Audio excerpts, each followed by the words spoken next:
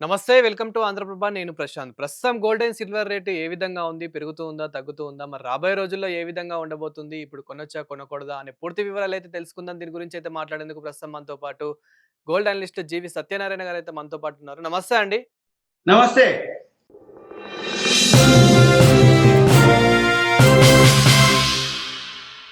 Sir present ఏ విధంగా ఉంది sir situation? Gold మళ్ళీ పెరుగుతుందంటున్నారు, మళ్ళీ తగ్గుతుందంటున్నారు. అసలు ఏ విధంగా ఉంది సార్? ఇప్పుడు వారైతే కొంచెం ముగిసిపోయినట్లుగా కనిపిస్తూ ఉంది. దీనివల్ల మరి ఎలా చూడొచ్చు సార్? ఓకే. గోల్డ్ పాజిటివే, సిల్వర్ పాజిటివే. కొనుక్కునే వాళ్ళకి మంచి చాయిసే. ఇవాళ గోల్డ్ వచ్చి ఒక 6%, 0.6% పెరగడం జరిగింది. సిల్వర్ కూడా పెరగడం జరిగింది 0.6, రెండు ఈక్వల్‌గా. అయితే బ్రెంట్ ఆయిల్ మెయిన్ చూడాల్సింది మనము. ఈ బ్రెంట్ ఆయిల్ ఏదైతే ఉందో $109 ట్రేడ్ అవుతుంది. 3.5% పెరగడం జరిగింది. ఏది? Crude oil. ఈ బ్రెంట్ ఆయిల్, క్రూడ్ ఆయిల్ ఏదైతే ఉందో అంటే కమోడిటీస్‌లో బ్రెంట్ ఆయిల్ అంటారు. ఇక్కడ మనకి క్రూడ్ ఆయిల్ అంటాం. ఈ క్రూడ్ ఆయిల్ ఏదైతే ఉందో 3.5% పెరగడం జరిగింది. $330 ఇప్పుడు పాజిటివ్‌లో ఉంది. అయితే రాబోయే రోజుల్లో ఈ క్రూడ్ ఆయిల్ ఏదైతే ఉందో దాన్ని బట్టే మార్కెట్లు అంటే బేస్ చేసుకుంటాయి.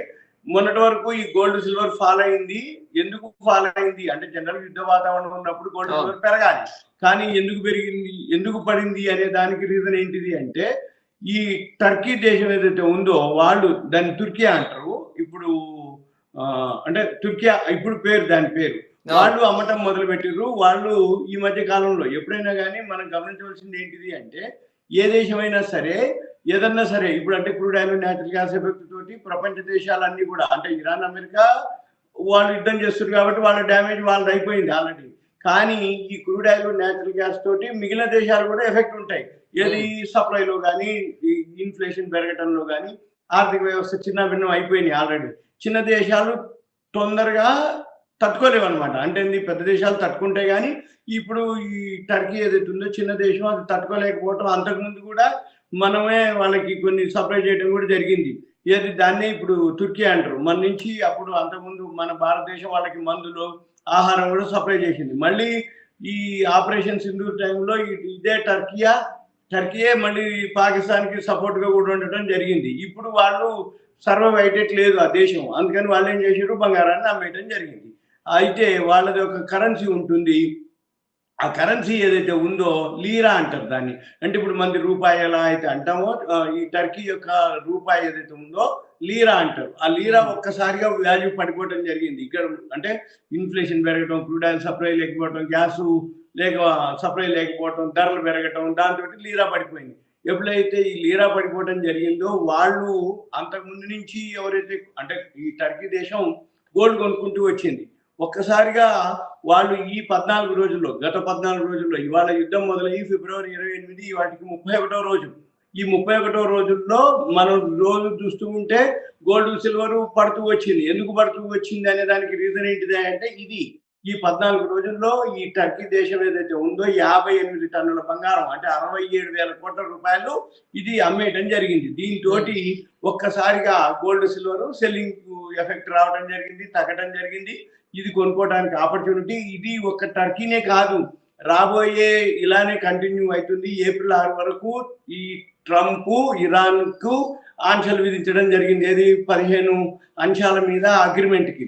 అయితే ఏప్రిల్ 6 వరకు కూడా జరిగే అవకాశాలు లేవు. ఇవాళ 30వ తారీఖు. ఈ 5-6 రోజుల్లో ఏం జరుగుతుంది, ఎంతవరకు జరుగుతాయి, ఈ చర్చలు సఫలీకృతమా, విఫలీకృతమా, న్యూట్రలా, పోస్ట్ పోనా, ఈ 6వ తారీఖు తర్వాత మళ్ళీ ట్రంప్ ఇరాన్ మీద ఎటువంటి ఆలోచన చేస్తాడు, ఇవన్నీ మళ్ళీ 6వ తారీఖు. అంటే ఏది జరిగినా కానీ క్రూడ్ ఆయిల్ ఇప్పుడు తగ్గే అవకాశాలు కనపడటం లేదు.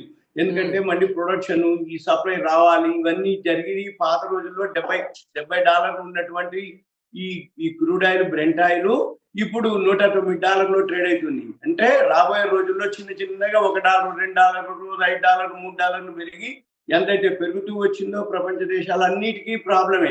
అంటే నీ main crude oil, natural gas. దాంతోటి ఈ ప్రతి చిన్న చిన్న దేశాలు ఏవైతున్నాయో ఆర్థిక వ్యవస్థలు అన్ని చిన్న భిన్నం అయిపోతాయి. అప్పుడు వాళ్ళ యొక్క రూపాయి అంటే మనకి రూపాయి ఆల్రెడీ ఆల్ టైమ్ లోకి రావడం జరిగింది మొన్న. ఈ రోజు మాత్రం కొంచెం రికవరీ అయింది. రిజర్వ్ బ్యాంక్ కొన్ని చర్యలు తీసుకోవడం జరిగింది ఫారెన్ ఎక్స్చేంజ్ వాటి మీద. దాంతోటి కొంచెం రూపాయి బలోపేతం అయింది. అది టెంపరరీనే. మళ్ళీ మన రూపాయి ఈ క్రూడ్ ఆయిల్ పెరుగుతూ పోతూ ఉంటే ఆటోమేటిక్గా మళ్ళీ మన రూపాయి బలహీన పడిపోతుంది.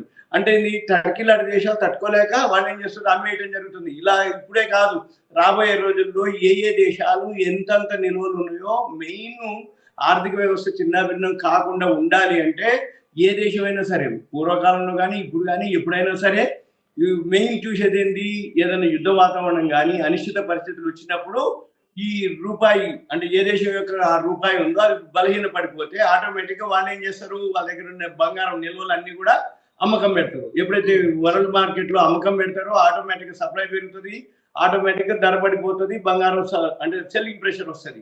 అప్పుడు ఆటోమేటిక్ గా వాళ్ళకి ఆ దేశానికి కావాల్సినటువంటి మందులు అనుకోండి, ఫుడ్ అనుకోండి, పైసలు అనుకోండి, అప్పుడు ఏమవుతుంది, మళ్ళీ ఆ లీరా ఏదైతే ఉందో కొంచెం రికవరీ అవుతుంది. ఎందుకంటే వాళ్ళు డాలర్లు కొనుక్కోవటం, అంటే వాళ్ళు ఏం కొనుక్కోవాలన్నా డాలర్లు కావాల్సిందే. డాలర్లు కావాలంటే వాళ్ళ లీరా పడిపోయింది. అప్పుడు గోల్డ్ అమ్మినప్పుడు ఏమవుతుంది, ఆటోమేటిక్ గా డాలర్లు కొంటారు ఆ పైసలతోటి. అది ఇప్పుడు కాదు, 2023లో కూడా అమ్మటం జరిగింది. ఇప్పుడు 67,000 కోట్లకి అమ్మిండ్రు. అప్పుడు 159 టన్నులు అమ్మిండ్రు. ఇప్పుడు 53, ఇప్పుడు ఇప్పుడు అమ్మింది ఎంత అంటే, ఇప్పుడు 2026 ఇప్పుడు అమ్మింది వాళ్ళు 14 రోజులు 58 టన్నులు. ఇప్పుడు అమ్మింది 58 టన్నులు 67,000 కోట్లు. అంతకుముందు అమ్మింది 22 ఒక్క నిమిషం, అంతకుముందు అమ్మింది 159 టన్నులు. ఇప్పుడు వాళ్ళు ఏం చేస్తారు, ఎప్పటికప్పుడు అప్పుడు $26 బిలియన్ అనమాట. అప్పుడు అంటే కూడా ఇక్కడ మనకి వాళ్ళు చేయటం జరిగింది క్రూడ్ ఆయిల్ 2023లో. క్రూడ్ ఆయిల్ రేట్ ఇప్పుడు పెరిగితే గనుక మనకి గోల్డ్ రేట్ అనేది చాలా తగ్గే అవకాశాలు ఎక్కువ కనిపిస్తూ ఉన్నాయంటారు. కాదు కాదు, ఒకప్పటికి ఇప్పటికి ఏంటి తేడా అంటే, ఏ దేశం అయితే అమ్మిండ్రు అనుకోండి అప్పుడు పడే అవకాశాలు ఉంటాయి. యుద్ధ వాతావరణం ఉన్నప్పుడు గోల్డ్ సిల్వర్ పెరగాలి.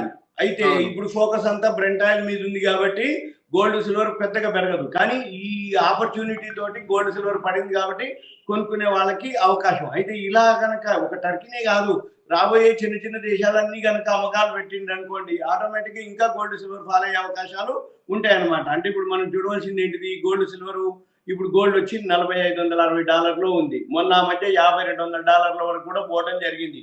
ఎప్పుడైతే ఇది మనము ఫాలో కాగలిగితే ఓకే. ఏది, ఎవరైతే గోల్డ్ మీద ఇన్వెస్ట్ చేద్దాం అనుకున్నారో, వెయిట్ చేద్దాం అనుకున్నారో, కొందాం అనుకున్నారో వాళ్ళందరికీ కూడా అవకాశమే.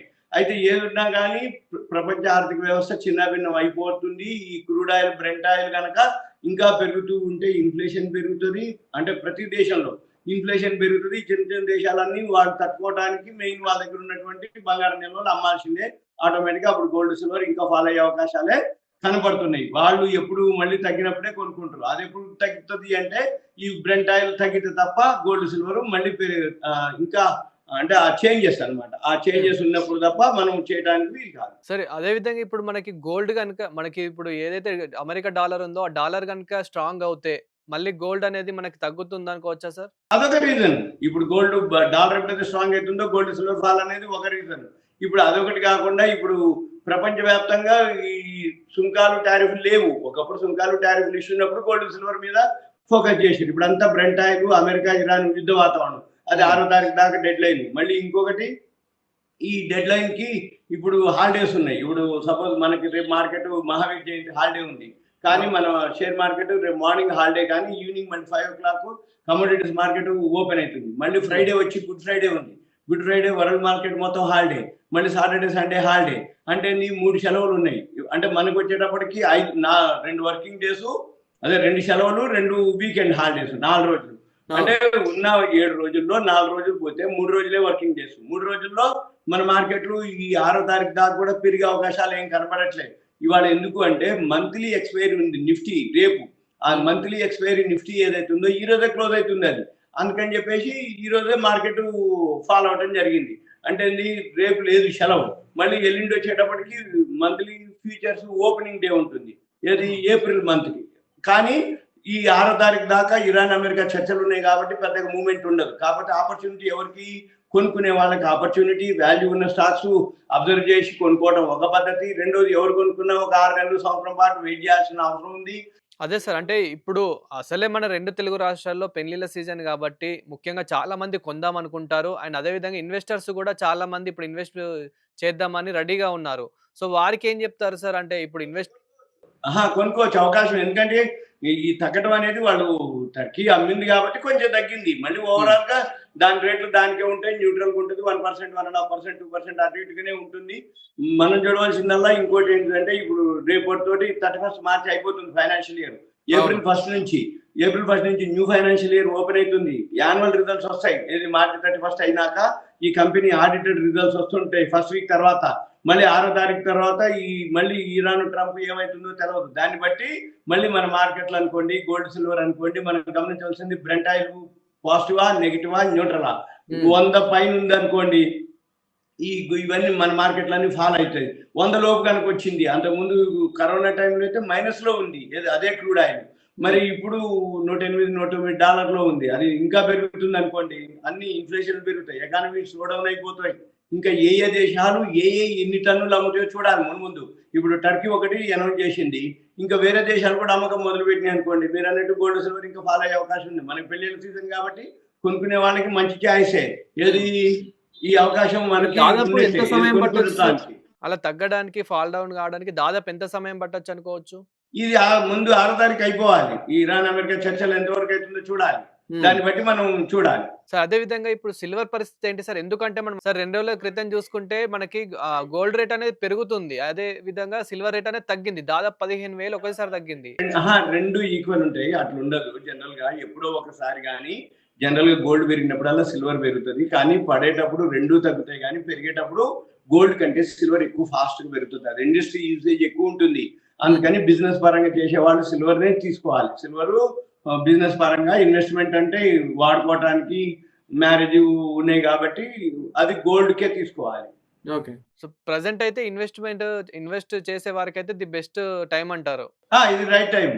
హ్మ్. ఇప్పుడు సార్ ఒకవేళ గనుక గోల్డ్ అనుకోండి మ్యారేజెస్ కాబట్టి రోజు కొని అమ్మేది ఉండదు. కొనుక్కున్నవా ఇక జీవితకాలం మనతో పాటు ఉంటాయి. ఏది గోల్డ్. సిల్వర్ వచ్చేటప్పటికి అట్లా ఉండదు.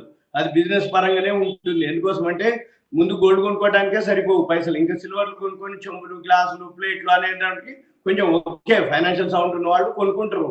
కాకపోతే అవి కూడా ఏమి ఆర్నమెంట్స్ కిందకి వస్తాయి కాబట్టి ఆర్నమెంట్స్ కాదు, మామూలు సిల్వర్ ఏదైతే ఇంట్లో ఉన్నవాళ్ళు అది కొనుక్కుంటారు. కానీ అవి అమ్మేది ఉండదు కదా ఒకసారి కొన్నాక. అవును. కానీ బార్ కొనుక్కున్నోళ్ళు ఓకే, బార్ కొనుక్కుంటే మనం అమ్మడానికి ఉపయోగపడుతుంది. సార్ ఒకవేళ గనుక మళ్ళీ వార్ గనుక ఇన్ని డేస్ ఏ విధంగా అయితే జరిగిందో, మళ్ళీ అదే విధంగా ఇంకా అంతకు మించి గనుక వార్ జరిగితే, ఇక్కడ మళ్ళీ గోల్డ్ అనేది ఇంకా చాలా తక్కువకొచ్చే ఛాన్సెస్ ఏమైనా కనిపిస్తున్నాయా సార్ మనకి? ఇప్పుడు తెలియదు, 6వ తారీఖు వరకు ఇది చూడాలి. ఇరాన్ అమెరికా వార్ ఎక్కడ ఆగుతుందా, అది ఏమైతుందో దాని డెసిషన్ ఒకటి. రెండోది ఇంకా చిన్న దేశాలు చాలా ఉన్నాయి లైన్లో, అవన్నీ అమ్మకానికి వచ్చేస్తాయి.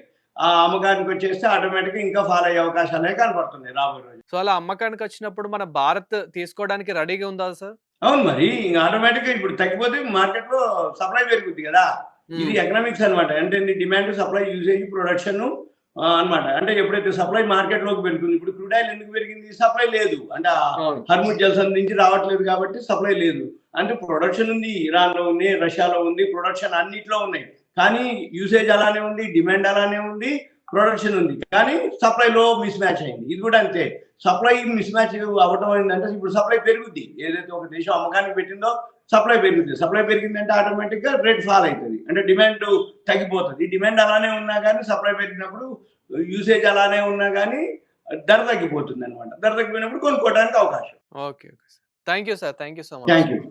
సో చూసారు గదా! గోల్డ్ ఇన్ఫర్మేషన్ అయితే. సో ఇలాంటి మరిన్ని ఇన్ఫర్మేటివ్ వీడియోస్ కోసం చూస్తూనే ఉండండి ఆంధ్రప్రభ ఛానల్.